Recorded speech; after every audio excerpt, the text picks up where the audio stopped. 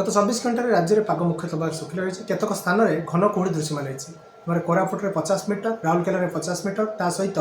फुलवाणी और नयागढ़ में 50 मीटर दृश्यमान दूरता सहित घन कुहुड़ी अनुभूत होती सोनपुर में 100 मीटर दृश्यमान दूरता सहित घन कुहुड़ी अनुभूत होती केतक स्थान में हालुका मध्यम धरण कुहुड़ी रही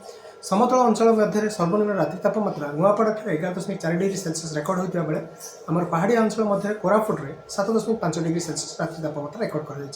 बर्तमान कौन निर्दिष्ट पाणीपागर प्रभाव ना तेणु आगामी 6 दिन जाए पाग मुख्यतः भाव शुखिला रु वायुमंडल में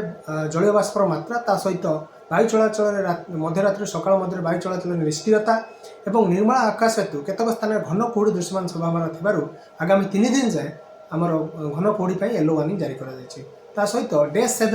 रे आमर मुख्यतः भाव में सुंदरगढ़ केउंझर और मयूरभंज 3 जिला रोचे से गोटे 2टी स्थान में हालुका वर्षार संभावना रोचे तेणु किसी स्थान में आम वर्षार परिमाण सामान्य रहित तापमात्रा विशेष परिवर्तन हेब ना खास करके 5 दिन मध्य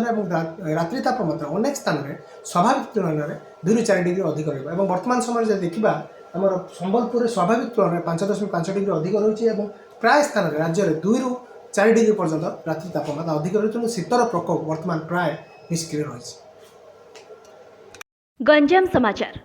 आपणकर लेटेस्ट खबर पाई लाइक शेयर सब्सक्राइब एवं फॉलो करंतु गंजाम समाचार फेसबुक यूट्यूब ट्विटर पेज को अधिक तथ्य पाई विजिट करंतु आम वेबसाइट www.ganjamsamachar.com।